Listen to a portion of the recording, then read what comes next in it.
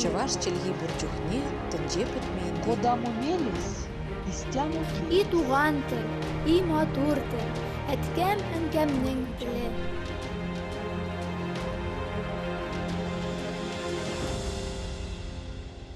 Исәнмесез, сіз Татарстан 24 каналында туған тіл тапшуын қарайсыз. Сізнің білән Гүлүсә Сыңғатуллина. Бүгінгі тапшу татар милләтінің мәдәни бойлығын сақлаушы, халықның тарихын, рухын, жанын шағылдырушы ғырып-ғадәтләрнең, йолаларның әһәмияте, никах һәм туй йолаларының нечкәлекләре, үзенчәлекләре хакында. Хәтерләүдән курыкмасын, үткәннәрне онытмасын. Белсен ерак бабайларның ничек итеп көн иткәнен, нинди уйлар, нинди моңнар безгә калдырып киткәнен. Һәр милләт гасырлар дәвамында үз җирлегендә барлыкка килгән һәм буыннан буынга күчә барган гореф-гадәтләрен, кешеләрнең яшәү рәвешләрен, үз-үзләрен тоту кагыйдәләрен, карашларын, зәвыкларын сакларга омтыла. Барлык милләтләр дә тормыш-көнкүрештә билгеле гореф-гадәтләрне тота. Бу халык мәдәниятенең мөһим бер өлеше булып тора. Ғырып-ғадәтләр бырын-бырыннан халык тарафыннан үтәлеп килә торган бәйрәмнәрне, йолаларны үз эченә ала. Билгеле бер йолаларның үтәлеп килүе җәмгыятьне дә тотрыклы итә. Алардан башка халык тулы кыйммәтле тормыш белән яши алмас иде. Ул йолалар халыкның йөзен, характерын билгели. Халык бәйрәмнәре, йолалары кешене тормыш тәртипләренә һәм таләпләренә күнектерергә дә ярдәм итә. Ул бәйрәмнәрдә халыкның ылысы да, кечесе дә катнаша. Яшь буын бәйрәмдә катнашуның тәртибен кечкенәдән өйрәнеп үсә. Шулай итеп, милли йолаларыбыз, бәйрәмнәребез милли хисләр формалашуда, милли горурлык тәрбияләүдә, туган телне саклауда әһәмиятле урын биләп тора. Халкыбызның ғырып-гадәтләре, йола, бәйрәмнәре әлбәттә бур җирлектә тумаган. Алар арасында елның төрле вакытларына, тормыштагы үзгәрешләргә бәйле булганнары да, ислам диненә бәйлеләре дә шактый. Аларның һәр кайсы безнең тарихыбызны, халык рухын, җанын чагылдыра. Татар халкының элек-электән килгән гаилә йолалары зур бер төркемне тәшкил итә. Алар туй, бала туу, күмү һәм мәрхүмнәрне искә алу йолаларын үз эченә ала. Гаилә йолалары арасында иң катлаулысы мөгаен никах туй йоласыдыр. Туй йолалары дигәндә без бер туй мәҗлесен генә түгел, ә берсен-берсе алыштырып килә торган тулайын бер катлаулы циклны күз алдында тотабыз. Киләсе сюжетыбыз туй йолалары хакында. Күптән түгел Тәртип радиосы татарларда гаилә кору, никах йолаларына багышланган чара уздырды. Бу гаҗәп тә түгел, агымдагы ел Татарстанда милли мәдәниятләр һәм гореф-гадәтләр елы дип игълан ителде бит. Ул милли гореф-гадәтләрне дә саклаган булырга тиеш, диннән дә тайпылмаган булырга тиеш, дин кануннарына да буйсынган булырга тиеш. Һәм безгә бик күп сораулар килә. Хәзер бит күбрәк безнең туйлар түгел, никах туйлары үткәрү модага кирде дип әйтәсем килә. Бу бик яхшы күренеш, бу бик күңелле күренеш, ләкин кеше бераз гына югалып кала торган гадәте бар, гел сораулар бирәләр. Ничек үткәрсәк дөрес булыр икән, кыз сорау йоласы ул ничек була, бүләкләр ничек алып барыйк икән, булай эшләсәң дөресме, булай эшләмәсәң дөресме, кемдер әйтә, мәҗлестә уйнарга җырларга ярамый, бу никах булмый дип әйтә, дип мондый меңәрләгән сораулар бик күп. Бер тотып алып карап укый торган чыганак юк. Кеше бит инде ул безнең җиңелрәк әйберләргә күнеккән. Барбыр китапларда әлбәттә инде фольклорчылар, дин әһелләре дә әзерләгән әсбапларда аларны эзләп табырга була. Ләкин безнең бүгенге түгәрәгестәлнең максаты менә шушы әйткәнемчә алтын урталыкны табып, һәркемгә бер кулланма әсбап булдыру белән төгәлләнергә тиеш. Мөселманнарда гаилә коруның төп өлеше никах. Ул беренче чиратта дини йола. Шуңа да иң башта шәригать кушкан кагыйдәләргә буйсынырга тиешбез. Аның теге нәсихәтләр булырга тиеш. Теге андай кешеләрне тилертеп укып, менә бу митингне, менә бу яклары байвакыт як күренекле бер сәсия күренекле дип чакыралар. Аның дип ишәретенә инагылына диyor. Теге кошан бетерелгән бу хәзер дип торада.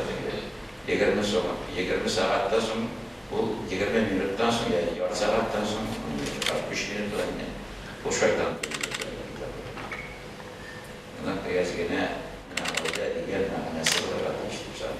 Дини йола булуы белән беррәттән милли гореф-гадәтләребезгә дә тиешле игътибар биреп, бары шул очракта гына татар никахы дип атый алабыздыр. Сакланырга тиешле тәртипнең берсе, никахсыз ата-ана үзенең кызын başka жерге bilip çıkara almıyor. Bu ata-ananın yüz aklı. Ata-ana kızның ata-anasının yüz aklı. Yüz aklığı degen vakitte o әлі kızını alıp gitken ir-at mesele aldığında zor bir buruş da koyular. Siz bit bizning kızımızı şuşlay itip alıp gittiniz diyen менә ниндидер bir türlü turmuş bulgaч yaşıl devrinde bizim халыкның әйтә торган bir cümlesi var бит инде. Гаилә булгач савыт сабасы була, савыт сабасы булгач ул шауламый тормый, бәрелми тормый дип. Менә шушы бәрелгән вакытларда nikahım diyen cümle, siz bir şulay edip gittiniz diyen ata-ananın dolap түгел. Ниндидер bir türlü şartlı bulmasa da, lakin işterekli sıravını birir mümkünlüğü var. Bu da nikahka bəyli. Folklорчыларыбыз да, dini bilgiçler de bir тавыштан никах үйдә узуын хуплыйбыз диләр. Бу аңлашыла да. Кафе-ресторанда узган мәҗлестән әллә никадәр еллар төшеп кала, онытыла, нәтиҗәдә юкка чыга.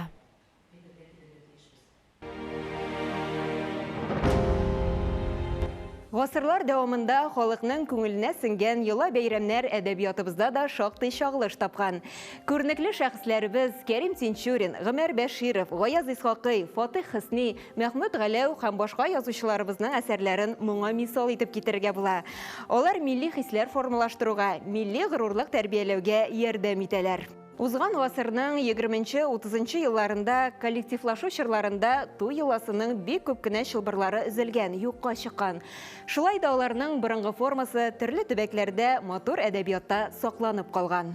Үткәннәргә әйләнеп карасак, кыз алу, кыз бирү күпчелек очракта димче килү, димләү ярешүләрдән башланып киткән. Нәрсә соң ул кыз димләү, яучы яки башкада булып килү? Димче, яучы итеп гадәттә авылда иң дәрәҗәле, ышанычлы, сүзгә оста, сер саклый торган кешене җибәргәннәр. Кыз димләүнең үз тәртибе бар. Әдәп, бер-береңә ихтирам саклау, хәтер калдырмау, араларны якынайтырга тырышу. Кыз ярешү ике якның вәгъдә бүләкләре алмашуы белән ныгытыла. Кызны ярешкәннән соң туйга әзерлек башлана. Бу турыда Гомәр Бәшировның «Туган ягым яшел бишек» әсәрендә бик матур тасвирлана. Борчуларның шундый кайнап торган бер мәлендә туй хәстәре башланды. Сыртым сынса да сер бирмәм ди агайлар. Чөнки туй дигәннәре кеше гомрендә бер генә килә. Берәүнең дә сынатасы килми. Туй ни хәтле шәп булса, никахта шул тикле нык булырга тиеш. Уйыныш түгел ул туй, түгел. Сарыклар суйылды, бол белән сыра да мул куелды. Арчадан бер тәңкәлек ак капчыклы, кызыл пишәтле ак ында әллә ничә капчык алынды. Кызыл башлы чирекләр дә, тегермән ташы тикле базар күмәче дә, куй майы, йөзем җимеше дә, бүтәннәре дә мулдан кайтты. Башланды чистарыну, төзәтену, мишләр, морҗалар, китте тазарыну, юыну, киену ясану. Хатын кыз иртәдән кичкә кадәр боз белән өй арасында кайнаша. Ир-ат кым белән ышкып, ат камытларының тәңкәләрен яктырта. Ишек алларын, капка төпләрендәге яшел чирәмнәрне себереп куя. Әлеге зиктә туйга әзерлекнең бөтен ыгы-зыгысы, матурлыгы һәм юла гадәтләре чагылган сыман. Киләсе сюжетыбызда да туй йолалары турында сөйләүне дәвам итәбез. Гаилә кору процессы озак, дәвамлы эш. Ул кыз бала буйга җитеп бирнә җыюдан, егетнең гаилә башлыгы булырга әзерлегеннән үк башлана. Әти-әниләр нәкъ менә шушы чорда балаларына туры юл күрсәтергә тиеш. Ничек булган ул безнең? Анда яшәешнең бөтен кануннары киреп бетә. Никах вакытына һәм кыз ярашу вакыты, никах вакыты, яучылар төшерү, кыз сорау. Ул бик зур bir гаилә институтының biz инде хәзерге чорга китереп җиткермәгән бик кирәкле монда йолалары, гореф-гадәтләре. Кадрия ханым фикеренчә, гаилә кору йоласы һәр милләтнең үзенә генә хас традициясе ул. Никахның нигезен халыкка кайтарасак, анда кызны тулаем тормышка әзерләү, егетне тулаем тормыш корырга әзерләү менә шушы никах вакытында ук салынып бетә. Менә без нәрсәдән колак какканбыз дисәм дә дөрес әйтәм. Нәрсәләрне югалтып торганбыз. Хәзер бит инде әзерлексез балалар, кызларыбыз тормышка чыга. Әзерлексез әти-әни өстендәге генә оныклар, балалар хәзер үзенә тормыш корырга азаплана. Мин аны азаплана дип әйтәм. Интегәләр алар һәм 80% аерылышуларның сәбәбе менә шул. Бер милләтнең дә гаилә кору йоласы төрле булырга мөмкин. Барысы да халыкның кайсы төбәктә, кайсы милләтләр белән кушылып яшәвенә бәйле. Кайбер җирләрдә кыз төшә, ул бара һәм мендәрне әти әнисе, егетнең әти әнисе янына килеп җиткәндә, егетнең әнисе сала. Менә кайбер җирлекләрдә кызның кияү була торган егет кызның ишек алдына кергәч, капканы кергәчендә, алар мылтыктан атырга тиеш булалар. Ул гаҗәеп күп серле һәм гырыф-гадәтләр һәм йолалар. Хәтта татарларыбызныкы да, Сибир ягында яшәгән татарларныкы бер төрлерәк, яшәеш җирлегенә карап, Оренбурда яшәгәннәр бер төрлерәк, Астраханда яшәгәннәр бер төрлерәк, үзебезнең Башкортстанда, Татарстанда яшәгәннәр икенче төрлерәк. Менә шуңа күрә ул гаҗәеп зур, кыйммәтле безнең байлыгыбыз ул. Әлеге йолаларның төрлелеге, күплеге шаккатырлык. Халкыбыз ни дәрәҗәдә бай мәдәни мираслы. Аларны сакларга гына кирәк.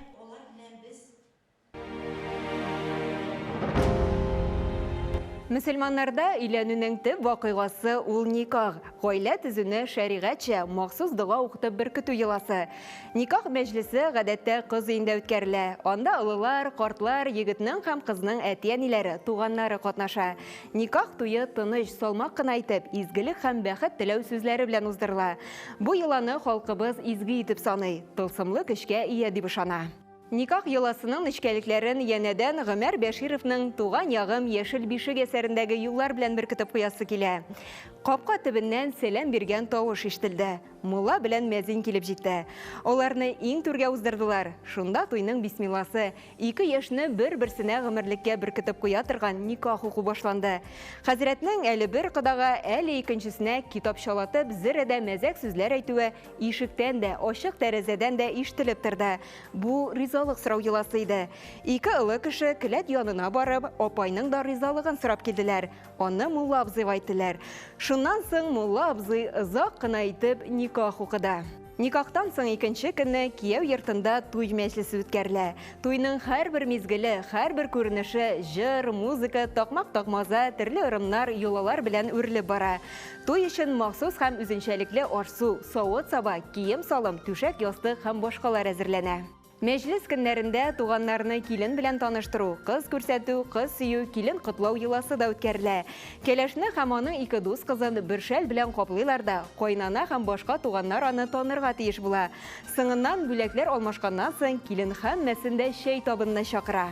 Татар халкы гаилә кору мәсьәләсенә элек-электән бик җитди караган. Аны әзерләү һәм уздыруның гаять матур формаларын булдырып, гасырлар буена аларны камилләштерә килгән. Шуңа да әлеге йолалар халыкның тарихы белән үтә тыгыз бәйләнештә. Илгәре әби-бабаларыбыз гаилә кору өчен яучыларга, димшләргә мөрәҗәгать иткән. Авылның дәрәҗәле, ышанычлы, сүзгә оста, үтемле итеп сөйли, сыр саклый белә торган олы кешесе бу эшкә алынган. Бүгенге көндә дә яучылар күп булмаса да бар. Гаилә мәчетендә бу үзәгендә 5 елдан артык эшләп килә. Мин килдем инде монда 1 ел артык кына эшлим әле. Чөнки коронавирус вакытында ябылып торырга һәм эшне туктатып торырга туры килгән. Шунда бит инде киләләр, без очрашабыз монда мәчеттә. Беренче сөйләшәбез, анкета тутырабыз инде ризалашса тутырырга безнең условиялар белән. Шулай анкета тутыралар һәм аннан соң бит инде монда иратлар белән, хатын-кызлар белән эш әзрәк аерыла инде. Иратлар бит инде алар киләләр, аларга тәкъдим итәбез, мәсәлән, сезгә туры килергә мөмкин, менә шундый кеше дип инде анда аның яшенә карап, аның таләпләренә карап инде, характерларына карап сөйләшеп инде шулай тәкъдим итәбез. Дини кануннар буенча очрашу шаһитлар барында булырга тиеш. Яучы аша танышуның файдасы шунда. Егет белән кыз танышканчыга кадәр үк бер-берсе турында күпмедер мәгълүмат белә. Анкеталар белән танышалар, сөйләйбез, әзрәк таныштырабыз, шулай итеп ризалашсалар инде, аннан соң монда мәчеткә килепме, минем янымдамы очрашалар инде, яки үзләре берәр кешеле урында очрашалар инде, аралашалар. Аннан соң инде дальше инде алар туры килсәләр инде, без инде аңлатабыз, әгәр анда никахка сұрашып торабыз инде ничек анда сезнең булып чыктымы, туры килмәдеме, туры килмәсә тагын киләләр, тагын карыйбыз. Шулай дәвам итәбез инде. Аннары матур никах мәҗлесләре менә шушындый күркәм мөхиттә уза. Мәчеттәгеләр бүгенге көндә никах туйлары шөкер халык арасында популярлашты диләр. Хәзер бит социаль челтәрләрдә, танышу сайтларында аралашу еш күренеш. Яучы хезмәте ни дәрәҗәдә популяр? Эшләү дәверендә карап инде, кешеләр, килүче кешеләр күп, сораучылар күп. Мин теге элгәреп тә бетәлмим дигәндә инде, онда бит инде теге вакыт табып киләбез эшләргә. Шул сорауларга карап инде популярдыр дип әйтәләм, киләләр алар әйтәләр, менә танышу сайтыннан танышып карадым, анда менә шундый сайт бар, татарлар өчен, монда да шундый сайт бар, аннан да карадым, булып чыкмады диләр. Моннан җайлырактыр дип уйлыйм инде, әйтәм бит, монда ничектер бар бер кешеләр турында без инде үзебез күреп сөйләшкәчтән инде ул кеше турында нәрсәдер әйтә алабыз. Яучы аша танышу җитдирәк төсмер ала. Кыз баланың да язмышы ышанычлы кулларда була. Үзәкнең тагын бер отышлы ягы ул ялгызларны кавыштырып кына калмый, гаиләне саклап калу өстендә дә эшли. Аерылышулар бик күп булган заманда мондый төр үзәкләр аеруча да кирәк шул.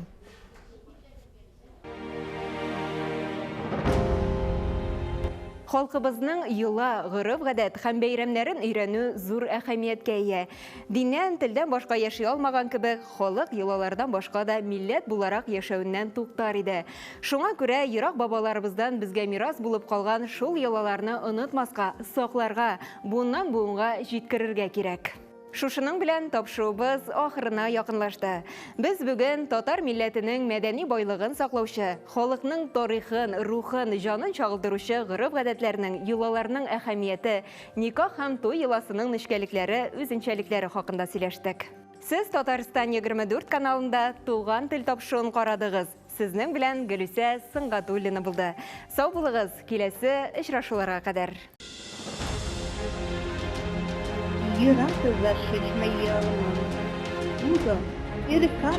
Чуваш челги бурчухне, тенҗе бетмәенде. Куда мумелис, истяну И туган тел, и матур тел, әткәм әнкәмнең теле.